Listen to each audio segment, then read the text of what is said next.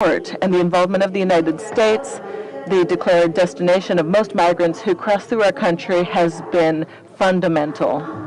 Over a year ago, when we made a call to attention about the unprecedented increase regarding migrants crossing our borders, we were facing a regional migration crisis.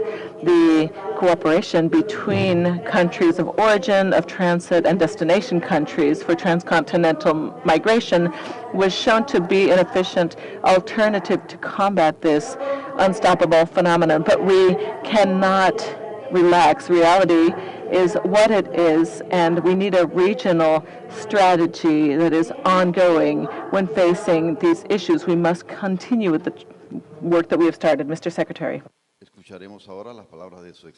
We will now hear from His Excellency Secretary Blinken, Secretary of State from the United States of America. Well, thank you very much. It is a pleasure to be in Panama, the bridge of the world and the heart of the universe, with Prime Minister Mouynes, Minister of Security Pino, and my friend and colleague, Secretary Mayorkas. I also want to start by thanking our outstanding embassy team here in Panama City, including our Chargé d'Affaires, Stuart Tuttle, for their great work in sustaining and strengthening friendship between our countries. So we have just concluded a set of ministerial meetings to discuss a challenge that affects all 22 countries represented here, managing migration in our hemisphere. And precisely because it affects all of us, this is a challenge that we have to solve together. That was at the heart of our discussions today. Here in Panama, we talked about some of the most urgent aspects of this issue, including helping stabilize and strengthen communities that are hosting migrants and refugees, creating more legal pathways to reinforce safe, orderly, and humane migration, dealing with the root causes of irregular migration by growing economic opportunity, fighting corruption, increasing citizen security, combating the climate crisis, improving democratic governance that's responsive to people's needs. Yesterday, Panama and the United States signed an arrangement to increase our bilateral cooperation across all of these issues. This is the second one we've made. The first was with Costa Rica. We hope to announce more in the coming weeks and months. This is how we deepen our coordination, and this is how we make more progress in helping vulnerable people, support communities, and protect the security of our borders. Our work together is going to continue at the Summit of the Americas in June, where we hope that leaders from across the region will be able to lay out shared principles for a shared response to regional migration and forced displacement. I also want to mention the international organizations that joined us here in Panama. They are critical partners in everything that we're working to do. The International Organization for Migration, the International Committee of the Red Cross, the Office of the High Commissioner for Human Rights, the UN High Commissioner for Refugees, UNICEF, the World Bank, and also equally important partners, multilateral development banks. They joined us here as well, including the Andean Development Corporation, the Central American Bank for Economic Integration, the Inter-American Development Bank, and the International Monetary Fund. This is the kind of cross-cutting coordination that the challenges of irregular migration demand. We're grateful for everyone's participation and everyone's contributions. I want to thank the government of Panama for being a leader, a partner on this issue, and for bringing all of us together for 2 days of what were productive talks, productive planning, and action. As President Cortizo and I discussed yesterday, the partnership between Panama and the United States is one of the strongest that we have in the Americas. Our countries work together every single day on the issues that matter most to our people. Our economic relationship is strong, with more than $13 billion in bilateral trade between us that's supporting thousands of jobs in both our countries. And 72% of all goods that travel through the Panama Canal are either going to or coming from the United States. We're proud to be the largest humanitarian donor to international organizations in Panama, and their work complements Panama's own assistance to migrants and refugees. We're working closely on counterterrorism and counter-narcotics through our security cooperation, and combating organized crime and money laundering through law enforcement cooperation. We're also fighting COVID-19 together. More than 70% of Panama's population is fully vaccinated, a remarkable achievement that the United States was proud to support with the donation of more than 500,000 Pfizer vaccine doses. We applaud Panama's leadership on climate, including the work that you've done on reforestation and decreasing energy emissions. And our countries stand together to support shared values here at home and around the world. We value Panama's strong voice in the region on democracy. We stand with Panama as it works to strengthen its own democratic governance and fighting corruption. And we appreciate how Panama stood firmly against Russia's unprovoked war of aggression against Ukraine and affirmed the principles of sovereignty and territorial integrity that lie at the heart of the United Nations Charter.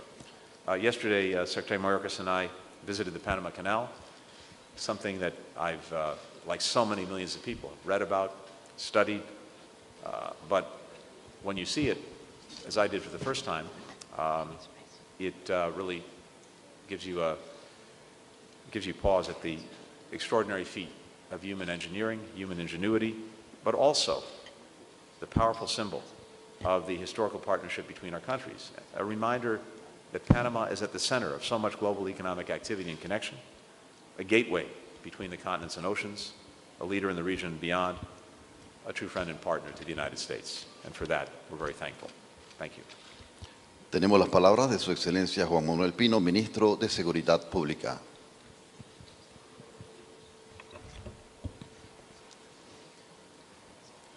Buenos días a todos. Primero, agradecer el tiempo que hemos tenido, tanto en trabajo de campo, como en trabajo de reuniones bilaterales, como en reuniones multilaterales. Muy completo la atención a este fenómeno migratorio y a su protección. Agradezco al secretario Mayorkas acompañarnos al Darién, que es una zona inhóspita, como se ha dicho, porque es una forma de comprender en lo que pasa el migrante al transitar por Panamá. Primero, Panamá, para reforzar esa voluntad de este tema de atención mundial de la migración, firmó en el día de ayer una carta de intención, donde reafirma su voluntad de seguir tratando el tema bilateralmente con los Estados Unidos, donde existe una relación histórica de seguridad que debe ser afianzada security, which must be supported increasingly every day because these issues must be dealt with in a timely manner, quickly, because these are issues that affect the future. Migration is here due to changes that are happening at the global level, so I appreciate this visit, and Panama here reaffirms its willingness to continue to work on this via the signing of the letter of intent. Finally, I led issue number 2, the working group for security with ministers and vice ministers of security as well as delegations of over 12 countries who were with us here. It was clearly reflected.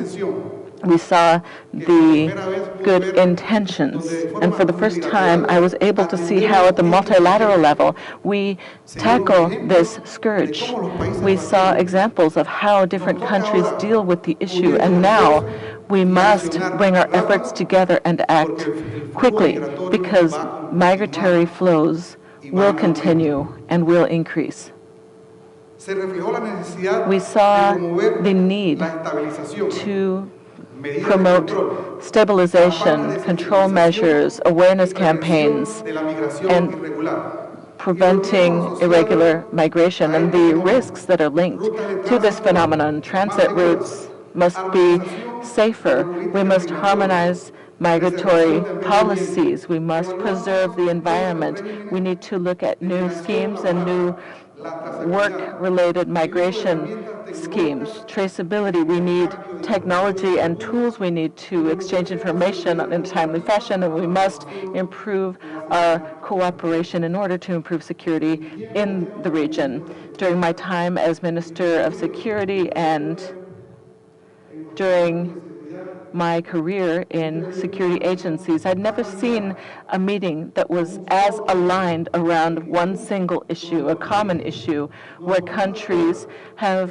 come to an agreement. We have set forth a route, but this route and the destination, we must travel this route quickly. And I can say and affirm that there is a great deal of willingness on behalf of the countries who participated, and I appreciate that. I appreciate that call that was made through the Panamanian Ministry of Foreign Affairs, because this is a golden opportunity, and we must continue to build on this issue for a better future for our countries. Thank you all very much. Words now from Secretary of DHS, Alejandro Mayorkas from the U.S. Our gratitude to President Cortizo, Ministers Mouynes and Pino for convening, hosting, and welcoming us here in beautiful Panama. By bringing us together from across this region, we are demonstrating the commitment shared by each one of us and our nations to address our joint hemispheric challenge of irregular migration, its impacts, its complexities, and the factors causing it. These issues have tested our governments and our citizens in the United States, Panama, and throughout the Americas. And this task has been made more difficult and more urgent in the face of an ongoing pandemic, natural disasters worsened by climate change, threats to public safety and economic security, and much more. None of these matters exist in isolation. Each requires creative and unified solutions. All of them demand our cooperation and our partnership. The presence of leaders from so many countries at this ministerial demonstrates the urgency of this issue for our entire hemisphere and reinforces our shared determination to engage in this kind of collaboration. For the Department of Homeland Security that I am proud to represent, our immediate goals are crystal clear. Think regionally about stemming migration flows through enhanced prevention and enforcement. Create viable legal pathways in a spirit of regional responsibility sharing. Address root causes by investing in the stabilization of communities that need it most. Foster and grow legitimate trade and travel between our countries that will help our communities prosper, and attack the shared dangers of transnational crime. To meet these objectives throughout this week's meetings, ongoing consultations, and building on bilateral and regional arrangements and agreements, we will do what we can to strengthen access to stronger protections and legal pathways for refugees and vulnerable migrants. We will focus on ways to help prevent these individuals and families from experiencing the desperation that drives people to embark on these dangerous journeys in the first place. We will seize the opportunity presented by this ministerial to identify the support and resources that will help stabilize communities affected by migration and strengthen humane border management across the region. We will build on the growing momentum in our hemisphere and toward a regional responsibility sharing and a recognition that each country must do its part to address irregular migration in our region, which involves so much human suffering. This is one step in a larger effort. One of our next opportunities, as my friend and colleague Secretary Blinken stated, will come at the Summit of the Americas in my hometown of Los Angeles, California, where we will focus on the theme of building a resilient, sustainable, and equitable future in our hemisphere. But before then, now, we will act. We will tackle the shared challenges, seize the opportunities, and begin to realize our shared goals and underlying values. Thank you once again for your welcome and partnership. Muy bien, distinguidos periodistas, de inmediato abrimos el periodo de preguntas y respuestas por parte de los diferentes medios de comunicación. En primera instancia, le cedemos el turno al colega Isaías Cedeño de TVN. Hola, ¿qué tal? Muy buenos días. Quisiera conocer en concreto cuáles son la política que emprenderá ahora los Estados Unidos para cooperar en tema migratorio, toda vez que los países de origen donde se origina este problema no han estado presentes en esta reunión: Cuba, Venezuela y Haití, por ejemplo.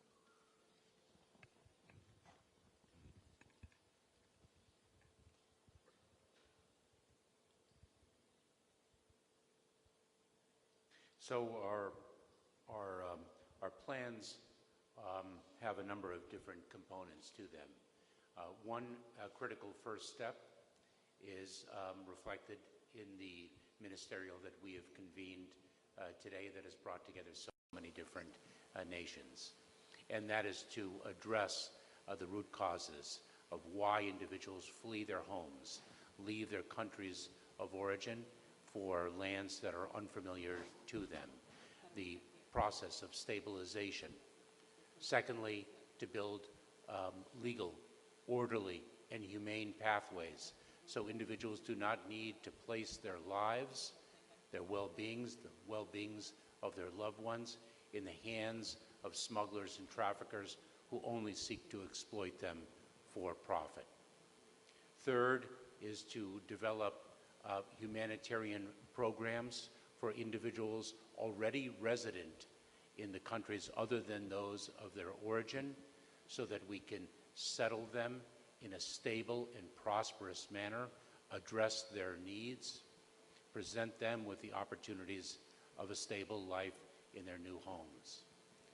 Lastly, of course, in the United States, we have significant humanitarian programs, the asylum program, but we also take pride in being not only a nation of immigrants, but a nation of laws. Those who qualify for relief under our nation's laws will be provided a home in the United States and an ability to resettle in the States.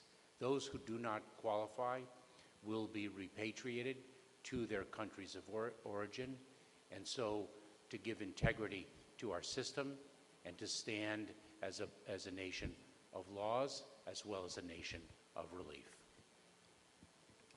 And I really have very little to add because Secretary Mayorkas covered it so well. I would only emphasize one point because it's really what brought us together here today, and that is this sense of shared responsibility.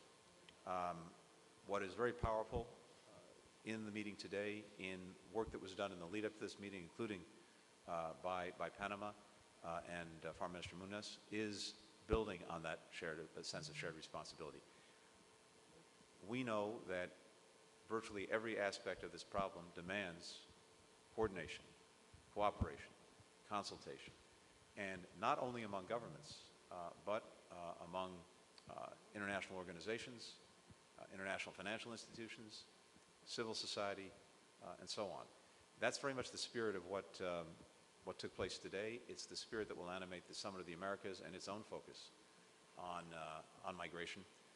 And it is, I think, the difference maker, because to underscore Secretary Mayorkas' points, we have two challenges.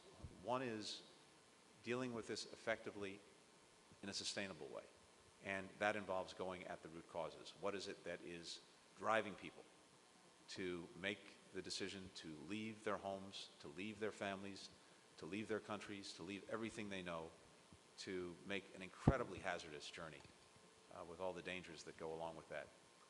What is it that drives them to do that? How do we address those challenges so that people feel the confidence that their future can be in the country that they come from? But we know that that takes time. It takes sustained effort. It's not like flipping a light switch. But in the meantime, we have to be able to address the problem as it presents it to us right now. And that goes with some of the practical cooperation that we're taking, including through the work that we did today, including through the bilateral work that we've done with Panama on a new arrangement that we have for enhancing our coordination and cooperation on dealing with migration. So we have to be able to deal with the short-term challenge, even as we address the long-term drivers, which is the only sustainable way to get at this. And all of that comes together in enhanced coordination, cooperation, shared responsibility. Our first question goes to Alfonso Fernandez Sanchez of EFE. Hello, Secretary Blinken. The U.S. government has underscored the need to tackle the root causes of migration in the Northern Triangle. Do you think these countries are making enough efforts? And particularly, are you worried about the decisions against freedom of speech and press in El Salvador by President Bukele? Do you think he's going down the authoritarian slope? La canciller Mouynes, ¿considera que Estados Unidos está cumpliendo con su parte de responsabilidad en estas cuestiones migratorias? And do you think that the U.S. is complying with all that they are supposed to comply with these migratory things? First, what we are experiencing in our own hemisphere is multifaceted.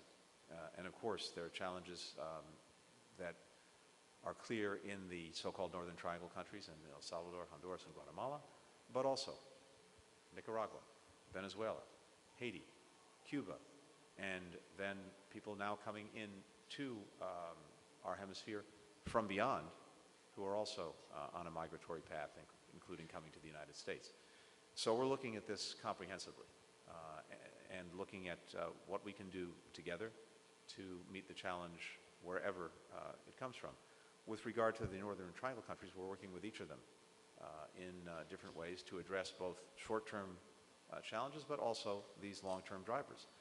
I would note that Vice President Harris, among other things, led a very significant call to action from the private sector to make new investments in the Northern Triangle countries. And since that call to action, I think we've seen something like $1.2 billion in additional investment that over time, as it takes root, will create new opportunities for people and help take away some of what's driving them to leave, which is the lack of economic opportunity. But it has to be comprehensive.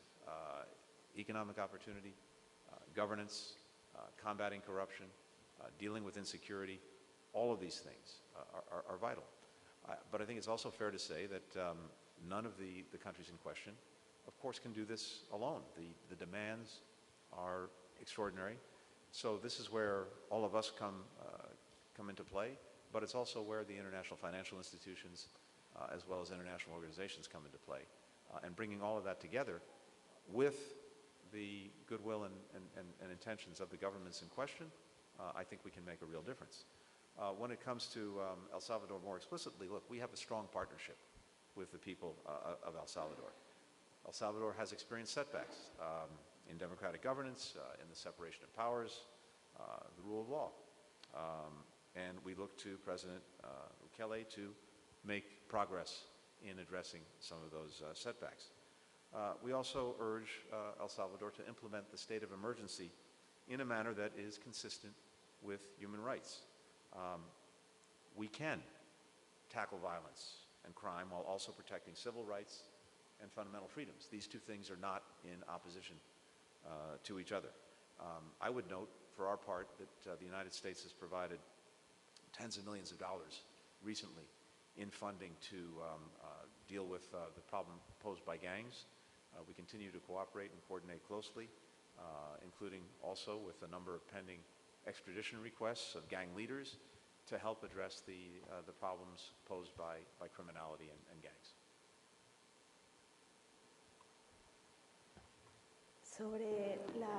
Regarding the participation of the U.S., I believe, first of all, I would say that their participation, as I said before, because the U.S. is the destination of most of the migrants, their participation here is fundamental, but also not only from the work that we have been doing.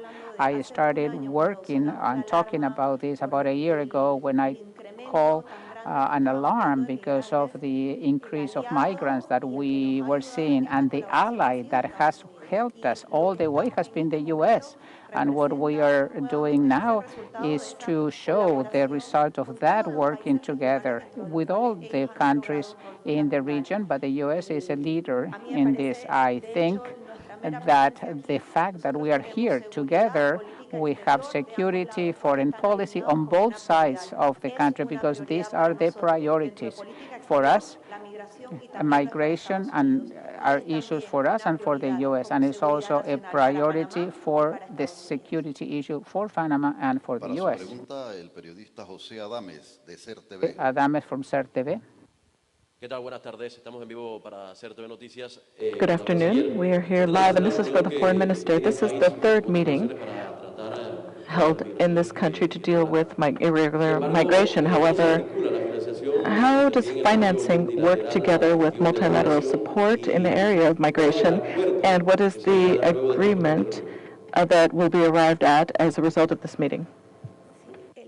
La participación de delegaciones y representantes de la banca de desarrollo, además de los organismos internacionales, ha sido clave en esta reunión.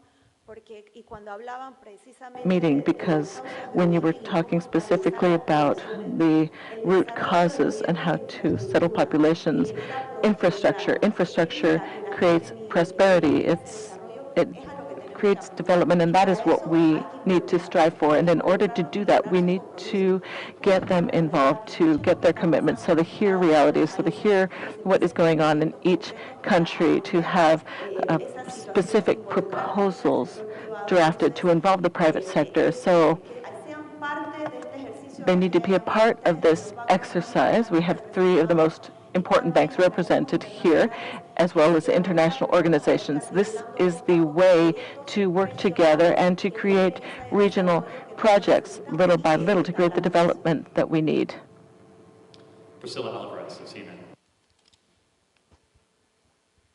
Secretary Mayorkas, in light of the increase of Cubans at the U.S.-Mexico border, what does the U.S. hope to accomplish in migration talks with Cuba this week? And is there consideration within the administration to delay the end of Title 42? And for Secretary Blinken on Ukraine, Russia and Ukraine say a humanitarian corridor has been established for Ukrainians who are women, children, and elderly to leave Mariupol. Does the U.S. urge Ukrainians to depart the city that way? Is there reason to believe it is a safe exit, and is the U.S. helping in those efforts? Thank you. Thank you very much. I don't want to get ahead of the dialogue between the United States and Cuba, but as everyone knows, we have had migration accords with the country of Cuba for many, many years. Those were discontinued, and we will explore the possibility of resuming that. And that is a reflection of our commitment to legal, orderly, and humane pathways, so individuals, including Cubans, do not take, for example, to the seas, which is an extraordinarily perilous journey. Title 42, the Centers for Disease Control and Prevention, announced a while ago now that the use of Title 42, which is a public health authority and not an immigration policy, will discontinue as of May 23rd. And we are in the Department of Homeland Security and throughout the government planning accordingly.